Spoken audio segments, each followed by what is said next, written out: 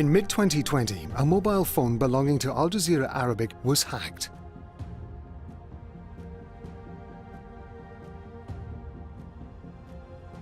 په دا نورو څو میاشتو کې د الجزیره څو کارکوونکو چې د یوې ټولنې سره چې سټیزن لاب ورته وایي د کار پر وخت په نړۍ کې د یوه پرمختللي څارتوکي یوه بېسارې کیسه راوسپړله چې نه یوازې دا څارتوکی د الجزیره پر خبریالانو کار سوی و.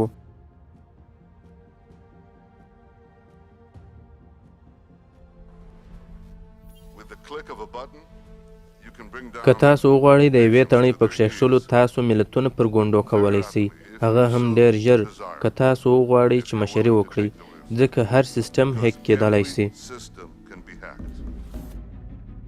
اسرئیل پيګاسس جوړوي، په نړۍ کې یو تر ټولو پرمختللی څارتوکی.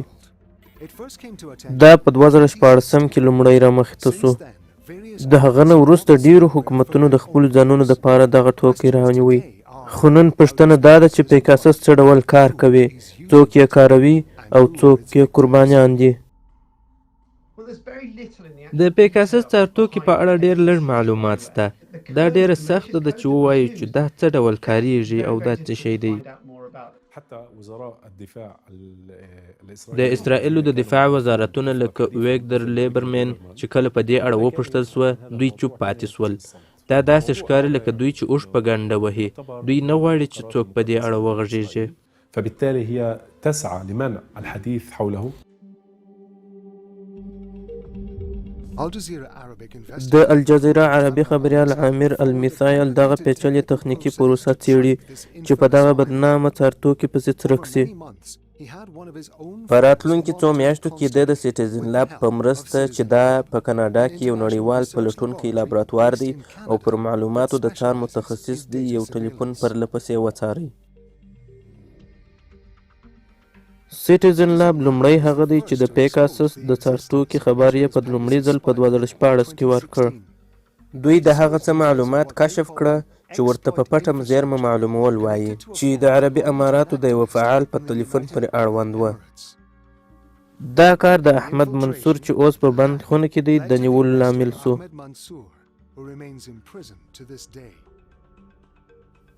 دغه نوی د څار تګلارې ته 0 ورځ په پټه معلومول وایي او پيګاسس هغه څارتوکی و چې د منصور په غوږۍ کې یې نفوذ کړی و. د سټیزن لاب بیل ماسک د پيګاسس پر معلومولو څو کاله کار کړی و. نو په 2014 کې چې څه پیښ سوه هغه د احمد منصور څخه پیل سوه چې په عربي متحده اماراتو کې یو فعال دی. د په خپله غوږۍ کې یو څه شکمن لیکونه ولیدل چې په SMS کې ورته راغلي وه.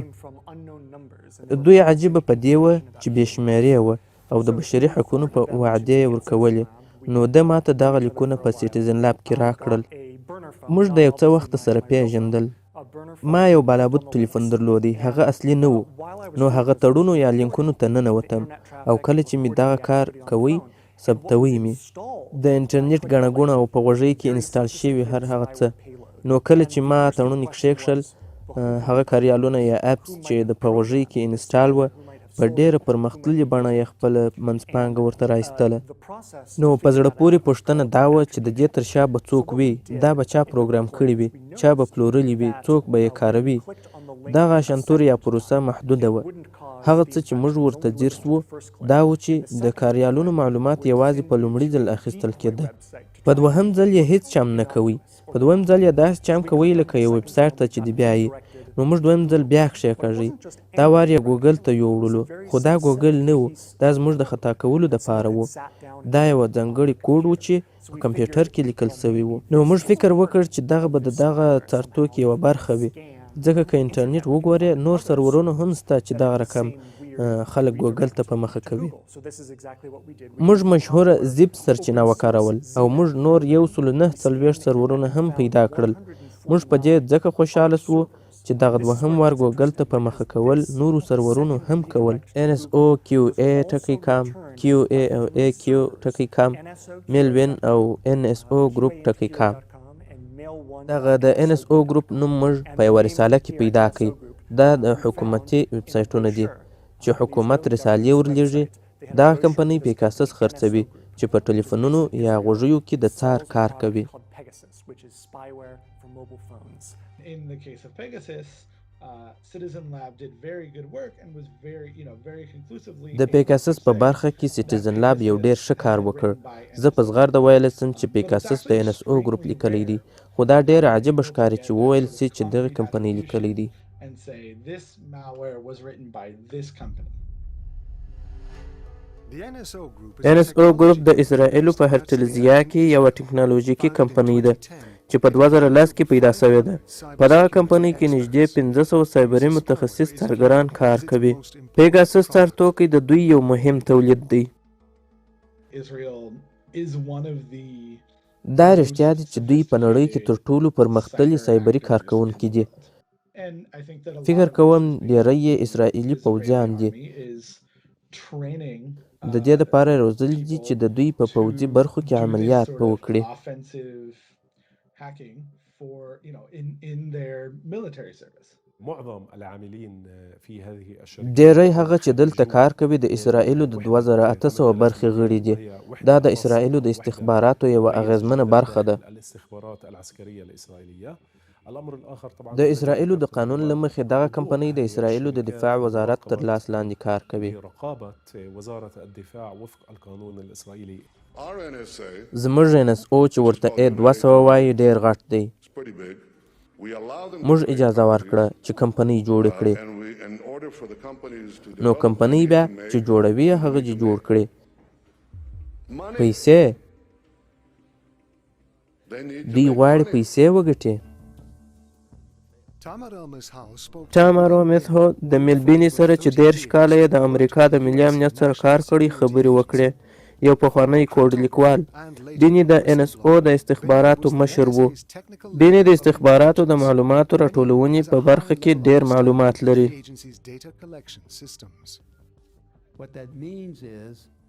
د دې معنا دا ده چې هر آیفون یا غوږی چې کارول کیږي لومړی د انټرنیټ سره موښلي او تاسو ژر تر ژره په نړۍ کې پیژندل کیږئ. ستا IP، ستا په غوږی کې هر څه، ستا نمبرونه ټول ښودل کیږي او دا معلومات ټول سرور ته لیږل کیږي. دا د 2004 څخه تر 2010 په ټوله نړۍ کې تر 5000 ډیر سرورونه دغه ډول فعال وه. معنا دوی په ټول نیټورک پوهیږي او دا په نړۍ کې د هر چا دغه حال وي. نو کله چې ستا غوږی هوا ته راځي دوی پوهیږي چې ته څوک یې او چیرې یې.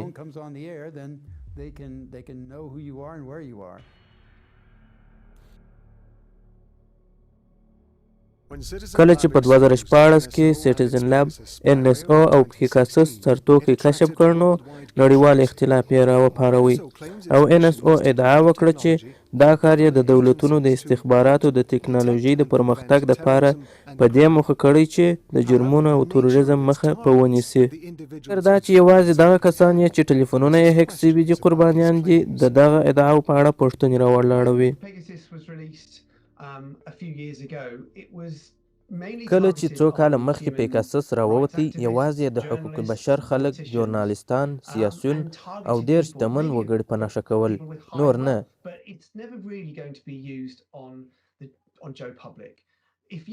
دوی یوازې ځانګړي خلک په نښه کول، نه زه او ته، نه دا نور عوام. as important to the people behind it. They don't want to see my data, they don't want to see your data. They're going after specific people. د دې څارتوکي خطر په دې کې دی چې کولی شي ستا هر ډول کارونکی کاریال او فرضیې او معلومات چې په غوږۍ کې وي وڅاري.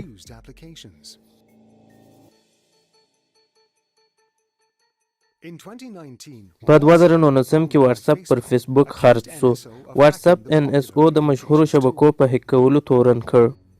دې پیښې په نړۍ کې ډېر د واتساپ کاروونکي وبېرول، په ځانګړي ډول هغه وخت چې ځینې قربانیان یې د وحشتناکو پایلو سره مخ شول. ځینې وخت د دوی په وژنه تمامیږي. په سعودي کې جمال خاشقجي ښکاره بیلګه ده.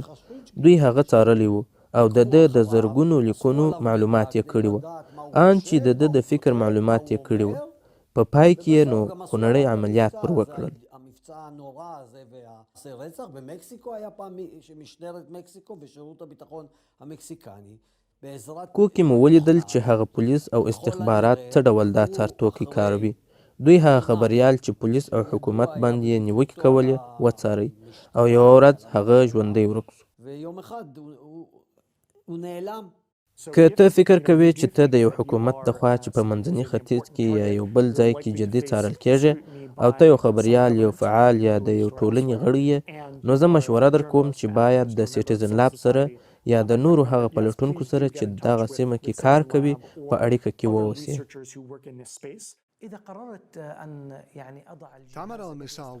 عامر غوښتل چې پوه سي چې څونه مشکله ده چې معلومه کړي چې غوږۍ مې شکمنه ده یا هیک کېږي. ټوله په غوږۍ کې د یو کاریال ویړول یا انسټالول دي چې معلومه کړي د انټرنیټ ګڼه ګوڼه څونه ده او موږ د یو څه وخت راهیسته دغه کوو. دا نو په کاروونکي پورې اړه لري چې په اوږد مهاله ډول یې کوي که په لنډ مهاله ډول، چې معلومه کړي چې زما غوږۍ هیک سوې که نه.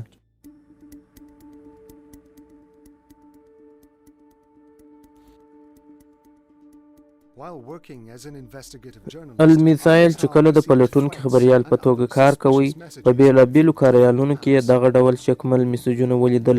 دا خنډونه هغه وخت لا ډېر سول کله چې ده په ډېرو حساسو موضوعاتو کې څو میاشتې کار وکړ.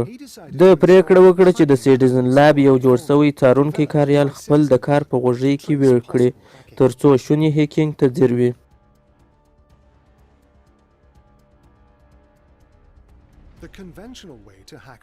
د ځیرکې غوږۍ د هیکینګ دودیزه لاره دا ده چې هدفي غوږۍ ته یو لنډ لیک د یوه لینک معنا تړونې سره ولېږي.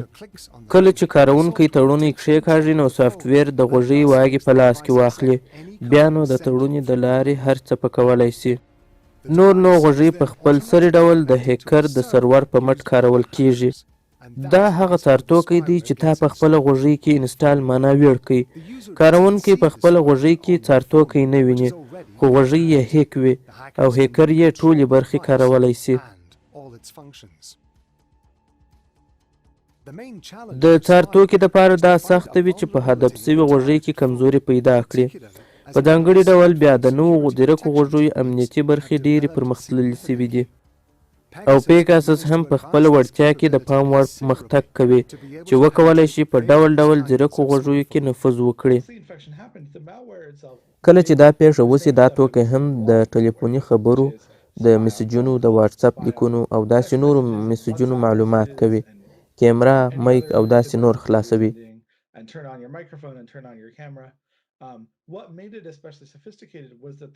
ځانګړنه یې دا ده چې په آیفون کې ډېر پرمختللي او نوې نسخې کاروي چې خپل قرباني اغیزمن کړي، چې دا نوې نسخې تر میلیاردو ډالرو پورې لګښت لري.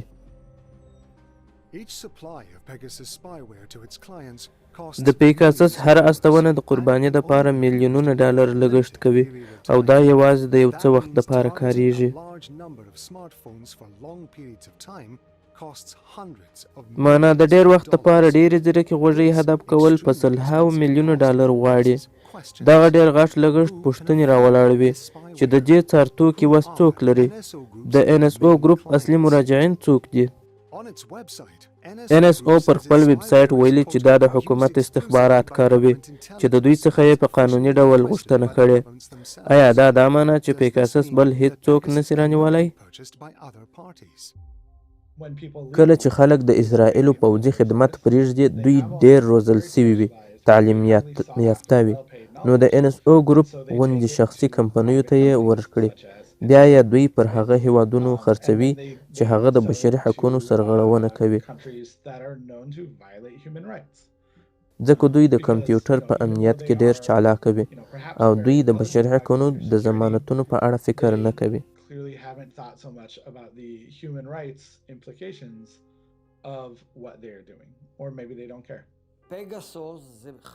پيګاسس یوې شخصي کمپنۍ جوړ کړې دي او ادعا کوي چې دوی یې یوازې پر قانوني ادارو لکه پولیس او امنیتي خدماتو باندې پلوري، چې دا به بل چا ته رسیږي که یا هیڅوک نه پوهیږي.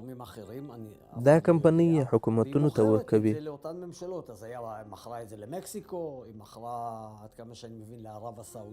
دا پر مکسیکو، سعودي او متحده عربي اماراتو باندې خرڅ سوی دی. او دا پر کولمبیا او داسې ډورو نورو هیوادونو هم خرڅ شوی دی. בהרבה מאוד מדינות בעולם. While working on this investigation, پر دغه پلټنه په کار کولو کې عامر پر خپل ټلیفون د هیک کېدلو ډېرې نښې د ویړ سوي کاریال په مرسته حس کړې.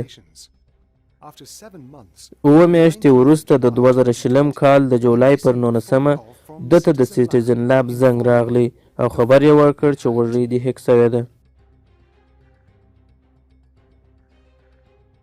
the hacking happened هیکینګ یو څو ورځې وروسته تر هغه پیښ شو چې د یوه هندي سوداګر په اړه په یوه مستند راپور کې واورېدل چې دا راپور د عربي متحده اماراتو سره د اړیکو او بیرته پرواز شکمن معلومات خپاره کړل.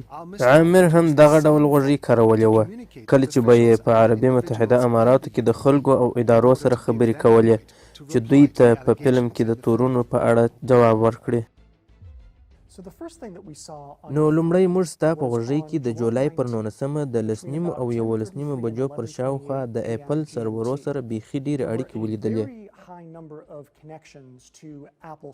خو په عام ډول غوږۍ د یوه سرور سره وصل وي چې بیک اپ وکړي، شیان پورته کړي او اړیکه ونیسي. خو په دغه وخت کې ستا غوږۍ تر 1 ساعت په لږ وخت کې د 18 سرورونو سره وصل شوه چې دا غیر عادي وه. نو دغه یې اوله شکمنه پیښه وه چې څه قصه خامخا سته. او کله چې دغه اړیکې ودرېدې موږ ولیده چې ستا غوږۍ ډېر ژر د دغه ریګولر اور ټیکیکام سره وصل شوه او موږ ته د سټیزن لاب په څېړنو کې معلومه شوه چې دغه ویب سایټ د پيګاسس څارتوکي سره په اړیکه کې دی. ځکه شکمن شو چې ستا غوږۍ د دغه پيګاسس د سرور سره په اړیکه کې وه او وروسته معلومه شوه چې دا څارل شوې وه. موږ چې د انټرنیټ د ګڼې ګوڼې په ثبت کې څه وینو هغه د 2019 کال په 11مه میاشت کې د پيګاسس څارتوکي سره ستا د غوږۍ اړیکې دي.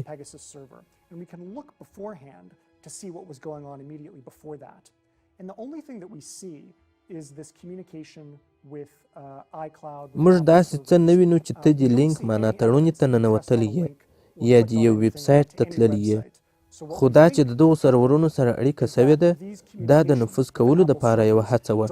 په بله معنا تا هیڅ شي ته ګوته نه ده وړې او ستا غوږۍ په خپل سري ډول هیک سوې ده چې ورته 0 کلیک وایي، معنا د اپل سرور د لارې ستا غوږۍ ته 0 کلیک راغلی دی چې دغه یو ډېر لګښتي نفوذ دی. ځکه که ته د دغه نفوذ پرمختګ ته وګورې نو دا هغه ډېر ښه شی دی چې غوږیو ته یې وراستوي.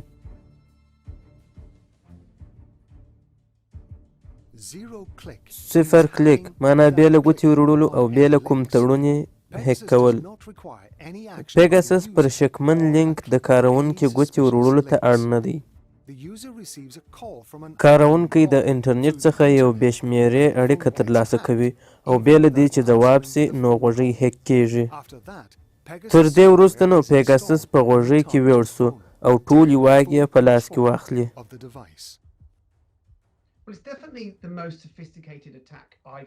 په تیرو څو کلونو کې چې ما تر ټولو پرمختللې حملې لیدلې هغه داسې دي چې په هدفي غوږۍ کې بې له ګوتې وهلو ویړ کیږي 0 کلیک حمله. دا ډېر حیرانونکې ده، که ووایم دا ډېره پرمختللې ده، خو چې دا ډېره عجیبه ده نو په اړه یې نور څه نسم ویلی.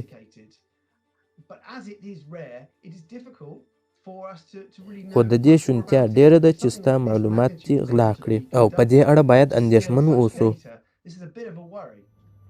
في هذا الاختراق 0 كليك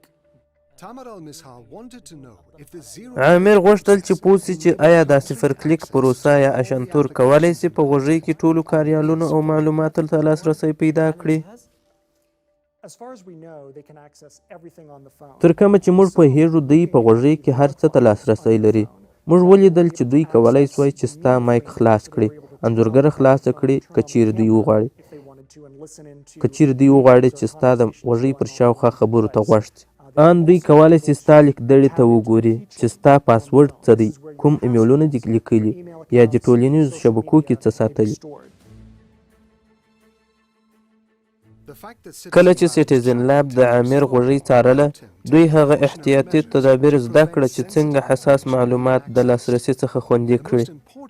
د ده دپاره دا ډیره اړینه وه چې پوه سي چې د دغه هیک کېدلو سره نور څوک اغېزمن سوي دي. موږ د الجزیره د ایټي ټیم سره په ګډه کار کولو دا پیدا کړه چې دا یوازې ستا قضیه نه وه چې د پيګاسس له لوري هیک یا څار سوې وه. د نورو 26 نفرو غوږۍ هم همداسې د پيګاسس د سرورونو سره وصل وې. په بله معنا په الجزیره تلوېزیون کې یوازې ته نه وې هیک سوی، نور هم هیک وه.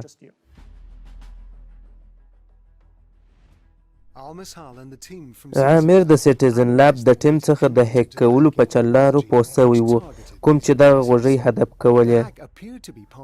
هیک داسې ښکارېده چې دا به د یوه کمپاین برخه وي، ځکه په یوه وخت یې د الجزیره د خبریالانو په لسګونه غوږۍ د مخبرۍ دپاره هیک کړي وې.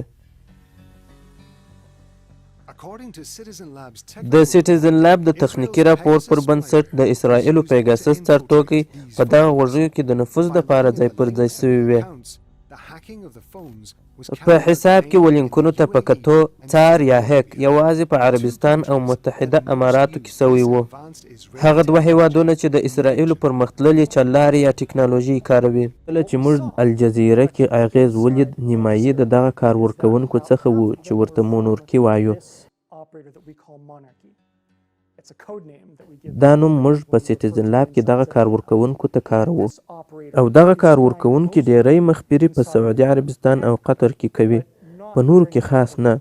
دا په دې معنا چې که دا په سعودي کې کیږي نو دا په اصل کې د سعودي حکومت دی. نیمایي دغه کار ورکوونکي کوي چې موږ ورته په سټیزن لاب کې سنیکی کیسټر وایو، او دغه کار ورکوونکي هم د قطر او سعودي په دننه کې هدفونه کوي. دا هم داسې ښکاري چې د عربي امارات حکومت چې یې کوي، نو معنا یې دا ده چې د دغه کمپاین تر شا دوه جلا جلا حکومتونه لاس لري.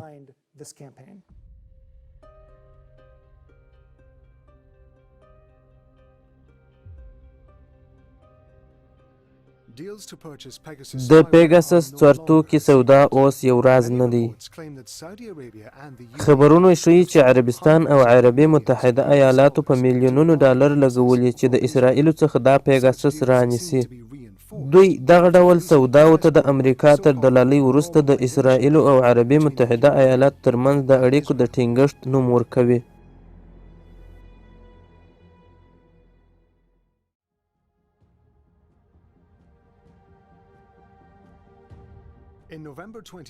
د 2020 کال په نومبر کې الجزیره عربي د اسرائیلو د لوړپوړو سایبري ادارو سره په اړیکه کې سو چې د اسرائیلو او عربي متحده اماراتو د معلوماتو او سایبري ګډو عملیاتو په اړه پوهاوی ترلاسه کړي. مګر دغه اداره پر انځورګر خبرو ته چمتو نه وه، خو ویې ویل چې دوی په نږدې وخت کې و عربي متحده اماراتو ته په یوه رسمي سفر راګرځي او په پام کې لري چې د دواړو هیوادونو ترمنځ لا همکاري وغځوي. ویل کېږي چې د اسرائیلي اماراتو سایبري ګډې کړنې په دې نږدې وخت کې خورا پرمختللي دي. پر اسرائیلي څارتوکي د عربي متحده ایالات په میلیونونو پیسو لګولو وروسته دا تفاهم داسې ښکاري لکه د دواړو هیوادونو ترمنځ چې د امنیتي معلوماتو هره تبادله کیږي. ګټه یې د اسرائیلو د ادعا پر اساس د دوی د استخباراتو د تګلارې سره سمه کاریږي. تر هغه وخته چې کوم ښکاره یا رسمي عمل نه و، دوی نه غوښته چې وپېژندل سي. هر څه په پټه پر میز د پاسپورټونو سره کېدل. اوس چې دوی رسمي ملګري سوي، دغه کارونه به فکر کوم ځورونکي وي.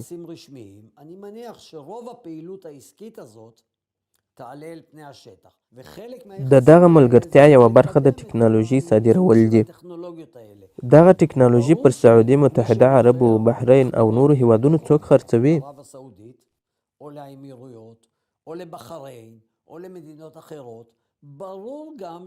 دا ښکاره ده چې دا یوازې د باندني دښمن د معلومولو دپاره کارول کیږي.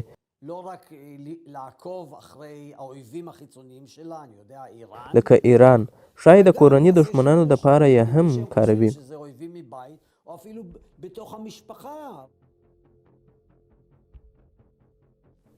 ډارک ماټر د متحده عربو په استخباراتي بازار کې یوه مشهوره کمپنۍ ده. ډارک ماټر ډیره په زړه پورې قضیه ده. دا کمپنی په عربي اماراتو کې ده. دا کمپنی د حملې په پرتله دفاع ډیره کوي. لکه څنګه چې رویټرز دغه رپورټ خپور کړی و او د دوی باندني تګلارې او حملو ته یې کتنه پکښې کړې وه، معنا هیکینګ ته.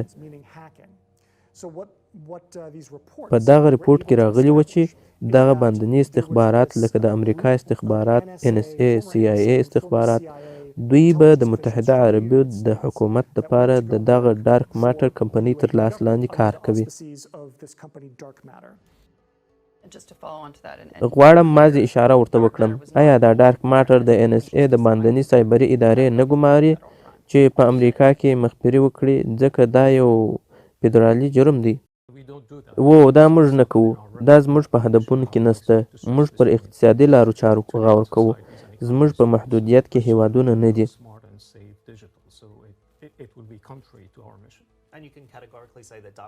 آیا ته په ډاګه ویلی سې چې ډارک ماټر د امریکایي ولس مخبري نه کوي؟ باوري یم چې دا موږ نه کوو. دا زموږ تر وس لوړه ده. دوی درواغ وایي. یوازینی غټ معلومات د دوی دپاره دغه دي. دغه کوډونه ټوله ما ډیزاین کړي دي. د معلوماتو د خوندي کولو دپاره محدودیت نسته. معلومات که یې په ټریلیونونه هم وي، د دوی تر وس نه تیریږي. هلته کم حسابي محدودیت نسته. یوه امریکایي پلټونکي ویب سایټ انټرسپټ د 2014 په اکتوبر کې یو راپور د ایټالیا د پلټونکو پر تجربو خپور کړ چې ډارک ماټر ته یې هم اشاره کړې وه. په دغه رپورټ کې راغلي چې ډارک ماټر چې وغواړي په یوه تڼۍ په عربي متحده اماراتو کې هره غوږۍ هیک کولی شي. دغه رپورټ د ډارک ماټر څو کارکوونکي د امریکا د NSA د استخباراتو ادارو پخواني کارکوونکي ذکر کړي دي. کارکوونکو ویلي چې دوی د عربي متحده اماراتو د ملي امنیت د ساتلو لپاره یرغلیز عملیات کړي دي. ډارک ماټر د پلټونکو ادعاوې رد کړي او ویلي دي چې دوی د ځانه دا خبرې کړي دي. ټامر المثایل د رپورټ د لیکوال جیني میکلاغلند سره وکتل، چا چې د ډارک ماټر کار په پراخه کچه څارلی و. 2015 کال په شاوخوا کې عربي متحده اماراتو او د دوی دفاعي کمپنۍ ډارک ماټر وغوښتل چې ځینې هغه کارګر تر خپل واک لاندې کړي ترڅو په ازاده خپل کارونه وکولی شي، ځکه ځینې هغه امریکایي قراردادیان د امریکایي قانون له مخې محدوده شوي وه. بیا نو دوی د غټو معاشونو، د ښکلو اوسېدو ځایونو، کوټیو او نورو وعدو په مټ دوی راوبلل.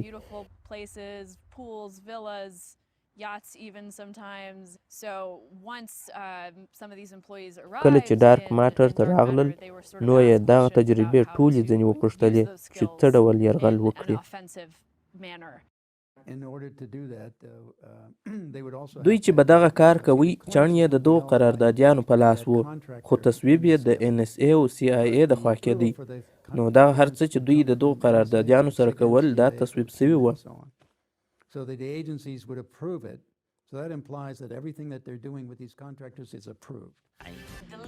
ډارک ماټر په سیمه کې د سایبري امنیت یو سرای دی. دوی نږدې ټول سایبري سیسټم پوښلی او په ټوله نړۍ کې خلک ګمارلي. ما د 2 کمپنیو سره لیدلي دي چې یوې ته یې ډارک ماټر وایي او دوی په زړه پورې تولید لري. زه ویاړم چې په خپل هیواد کې دا ډول کمپنۍ لرم چې هغه د اماراتیانو په لاس جوړه سوې ده. په تیرو کلونو کې زه ابوظبي ته د دفاعي کنفرانس ایډکس دپاره راوګرځېدم او ما د دې فرصت ترلاسه کړ چې زه زما د سرچینو او نورو سره خبرې وکړم. دوی ما ته وویل چې زما او نورو ریپورټونو لکه د رویټرز ډېر منفي توجه راجلب کړه چې شاهي کورنۍ یې نه خوښوي. نو شاهي کورنۍ دغو کمپنیو ته وویل چې د غړو او نورو نومان ور واړوي او د دې وروسته ډېر احتیاط وکړي. You need to change the names of this, remove it, get it out of here, be a lot more discreet. زما له نظره څوک چې د امریکا قراردادي وي او د بهرني هیواد دپاره کار کوي، دا معنا نه لري چې دا نو د امریکا یا د دغه هیواد ایجنټ دی.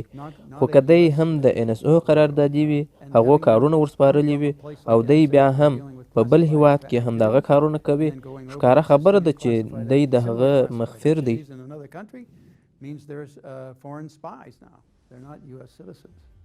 In the couple months after I published my first story, in between publishing my second at Foreign Policy magazine, I was contacted by sort of mysterious source who offered documents that I was never able to verify and who had been telling me that خو څو کاله وروسته چې مې دوی پرېښول، انټرسپټ په ډاګه کړه چې انټرسپټ د عربي متحده اماراتو تر هدف لاندې وه. د خبرونو پر اساس ډارک ماټر هڅه کړې وه چې انټرسپټ هیک کړي. یو ریپورټ د 2019 په جون کې انټرسپټ خپور کړ چې ویل یې ډارک ماټر د ایکس نیشنل امنیتي ادارې هیکران او د امریکا د استخباراتو او نور ادارو پاخه هیکران راغوښتي وو چې د امریکایي عوامو سره د سیاسي بې باورانو کمپیوټران په کور او د باندې کې هیک کړي. د انټرسپټ د ریپورټ پر اساس د ډارک ماټر قومندانۍ په ابوظبي کې په دغه ودانۍ کې ده. دوی د امریکایي وګړو د معلوماتو په ترلاسه کولو کې ستونزې لري او زه باوري یم چې دغه کار چې د یو هیواد د وګړو معلومات په پټه اخلي د حکومت د قانون پر 18 ماده یو غیر قانوني کار دی.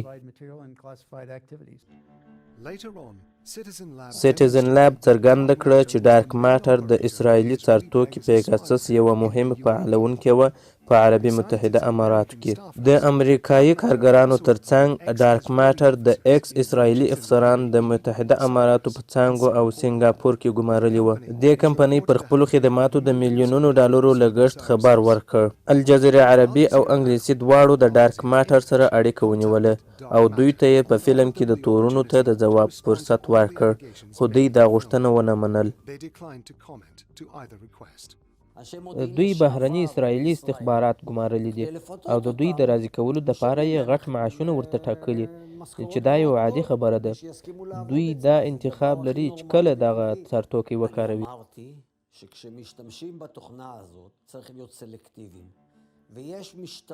ځینې حکومتونه دغه څارتوکي د خپلو سیاسیونو پر خلاف هم کارولی سي. دا ښکاره خبره ده چې دا د سیاسي مخبرۍ دپاره او د افرادو دپاره کارېدلی سي.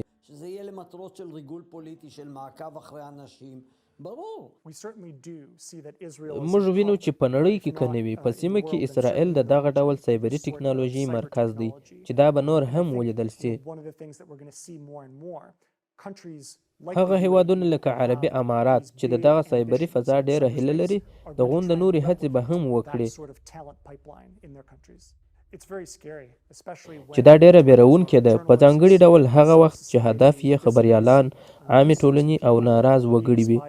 دغه ډله خلک ډیری وخت د خپلو یا پردیو حکومتونو له لوري څارل کیږي چې دا ډیره حیرانونکې ده. فکر کوم دا یو ناوړه څارنه ده او فکر کوم حکومت دوی د استخباراتي هدفونو دپاره څاري چې پوه سي چې دوی څه غواړي او څه به وکړي، او کله چې دوی د یو چا په اراده پوه سي نو دوی بیا پر هغه یو څه زور راوړي او هڅه کوي چې د هغه څه مخه ونیسي چې دوی یې کوي.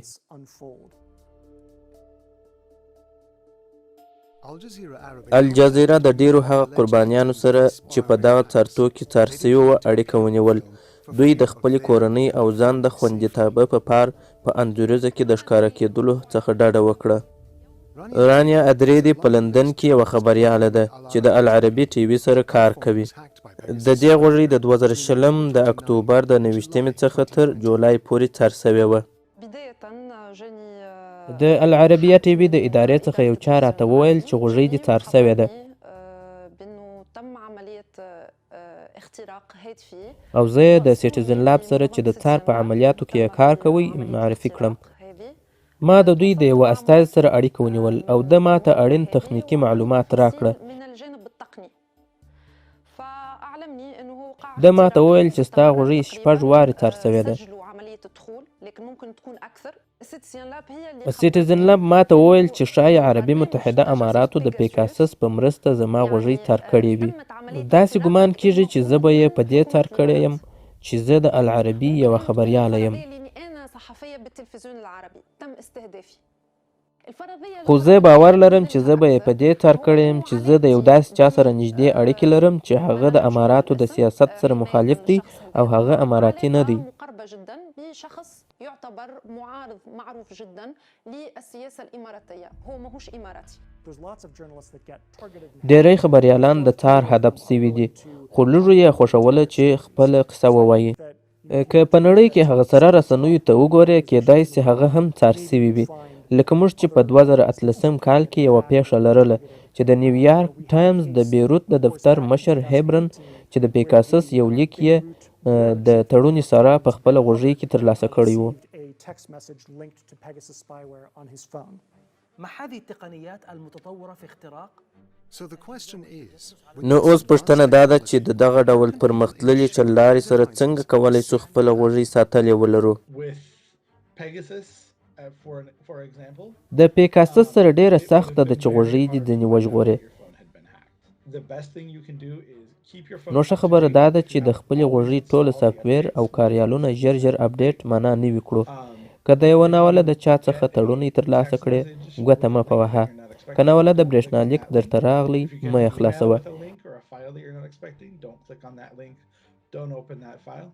If you do have something very sensitive او تر ټولو ښه خبره دا ده چې ګر سره غوږۍ په کور کې پرېږده، د ځان سره ډېره مه ګرځوه.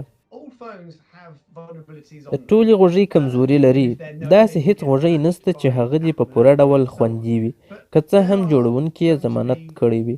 خو ښایي د دې هڅه ډېره کیږي چې کمزوریانې یې ورکمې کړي، او په دې کې هم هیڅ شک نشته چې هر ډول پرمختللې غوږیانې جوړې سي، هر څوک چې یې جوړې کړي بیا به هم د دې پوره شونتیا وي چې په یو ډول نه یو ډول څار سي.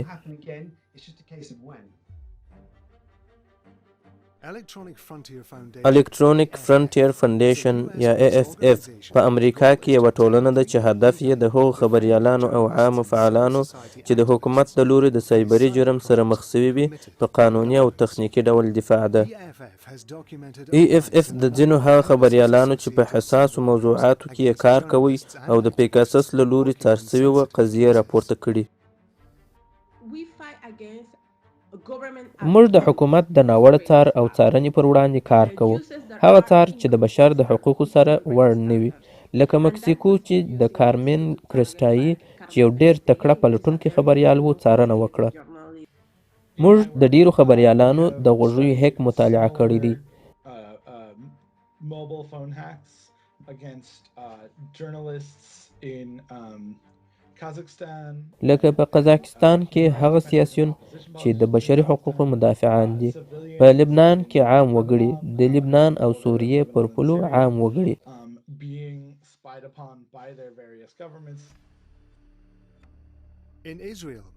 په اسرائیلو کې علي مهاجان د ځینو کسانو چې غوږۍ یې څار سوي دي نماینده دی او غواړي چې د اسرائیلو د NSO ګروپ سره دعوه پر مخ بوځي.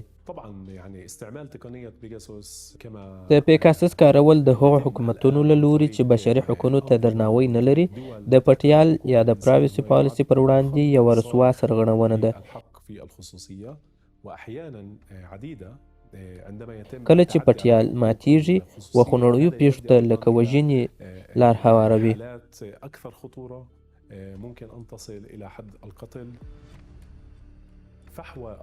زموږ دعوه پر دې ده چې د دغه کمپنیو سره زما د مراجعینو حساب او کتاب وکړو. المسؤولية القانونية الكاملة نتيجة الخرق الذي تم بالنسبة للهواتف الذكية للمدعين أمام المحاكم. الادعاء الأساسي الذي تثيره د NSO کمپنی ادعا دا ده چې دغه د پيګاسس چللاره یا ټکنالوژي د تروریزم پر وړاندې راپورته کړې ده، خو زه باور یم چې دا ماز د ځان ساتنې تر نامه لاندې د دوی یوه پلمه ده. عامر غوښتل چې پوه سي چې د دغه څار مسؤلیت او پړه د چا پر غاړه ده، د څارتوکي د جوړونکي او که د رانیونکي چې کاروي یې. دغه کمپنیانې وایي چې دوی یې مازې پر دولتونو پلوري او د دې دپاره یې پلوري چې تروریزم په معلوم کړي او جرمونه په کابو کړي. دوی وایي چې پر هغه دولتونو یې نه پلوري چې د وګړو حقونه نه مراعتوي خو دا رښتیا نه دي او دا بې ثباتي ده. دا په نړیوال قانون کې ناروا دي. دا بې ثباتي ده زما او د اساسي قانون په نظر. او ډیرو هیوادونو ته موږ قانوني ښودلې هم ده. ما په خپله لیدلي دي چې د ډیرو تروریستي پیښو مخه د دغه ډول وړتیاو په درلودلو سره نیول سوې ده. دغه ډول رسوا توکي چې د خبریالانو، د بشري حقوقو پر څارونکو، فعالانو او ناراضه سیاسیونو پر وړاندې کاریږي. ضد صحفيين وضد طبعا معارضين سياسيين. په دې پلمه نشي توجیه کېدای چې دا د تروریزم پر ضد جنگ دی. زما مراجعین ټوله د تروریزم څخه پاک او لیرې دي. ان تكون لهم اي نشاطات طبعا ارهابيه. په 2020 کال کې یوې اسرائیلي محکمې د اسرائیلو د امنیت د خوندي تابه دپاره پر رسنیو د دغه پیښو په اړه معلومات خپرول ممنوع کړه. الجزيرة عربي د NSO ګروپ سره په دې موخه اړیکه ونیول چې د لوړپوړو چارواکو سره د هغه تورونو په اړه چې د دغه کمپنۍ پر وړاندې سوي خبرې وکړي او ځوابونه یې ترلاسه کړي. خو کمپنۍ په یو لنډ ځواب کې د مرکې کولو څخه ډډه وکړه او الجزيرة انګلیسي هم د دغه کمپنۍ څخه د مرکې کولو غوښتنه وکړه، خو دوی ان ځواب لا هم ورنه کړ. وفق القانون الاسرائيلي د اسرائیلو د قانون پر اساس NSO کمپنۍ د اسرائیلو د دفاع وزارت د اجازه لیک څخه پرته دونه واک نه لري چې کومې کمپنۍ ته دې د پيګاسس چلاره تیاره کړي. موافقه واصدار ترخیص من قبل وزاره الدفاع والحكومه الاسرائيليه. نو له دې امله په دنیا کې د هرې کمپنۍ سره تر هوکړې د مخه NSO ګروپ اول باید د اسرائیلو د حکومت د دفاع وزارت څخه تصویب پاڼه ترلاسه کړي. امنسټي انټرنیشنل هم د پيګاسس پر وړاندې قانوني ګام پورته کړ. دا وار تورن په خپله د اسرائیلو د دفاع وزارت و، ځکه دغه اداره د پيګاسس د خرڅولو او کارولو واک لري. موږ خواشیني یو. موږ به ووینو چې محکمه د قضیې د اصلي تورن سره څه پریکړه کوي. موږ هیله لرو چې محکمه به هغه څه کوي چې ښایي او د NSO د فعالیت لیسنس لغوه کړي. خو محکمې د قضیې سره مخالفت وښود. د امنسټي انټرنیشنل غرونه شواهد یې صرف نظر کړه او د اسرائیلو د دفاع وزارت پر بشري ضد جرمونو یې د بخښنې ټاپه ووهله. د محکمې پر پریکړه زما غبرګون خواشینونکی و. دا یوه ډیره غټه پریکړه وه. هغه شواهد چې موږ ورته وړاندې کړه یا مو کومې ادعاوې چې موږ اړینې بللې وکړې هغو ته یې هیڅ پام ونه کوي.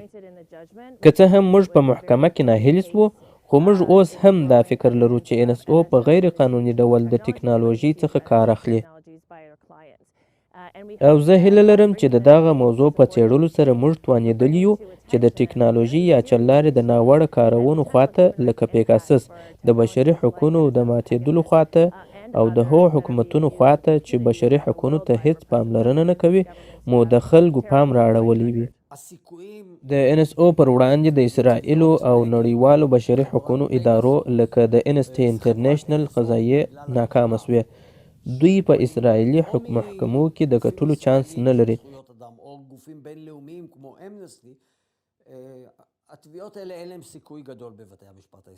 په دغه ډول قضیو کې زما د تجربې پر اساس اسرائیلي محکمه به ووایي چې دا په ملي امنیت پورې اړه لري، نو محکمه مداخله نشي پکښې کولی. הם תמיד יאמרו שזה משרת את האינטרס והביטחון הלאומי של המדינה, ולכן בית המשפט לא צריך להתערב בעניין.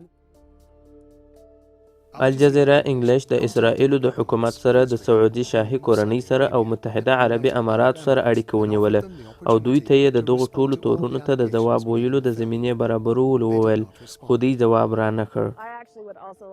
څه ناڅه پوهېږم چې دوی ولې دا خبره رد کړه. دلته څو شیان شته.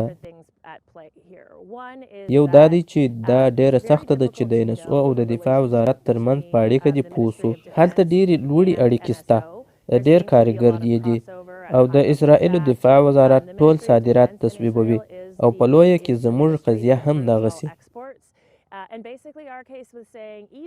او یا د دفاع وزارت هغه لیسنسونه نه ورکوي چې د بشري حقونو سره تړلي وي، او یا یې ورکوي خو د دې سره یوه داسې کمپنۍ شته چې دا واک لري چې هغه د قانوني لیسنسونو څخه خلاف کار وکړي.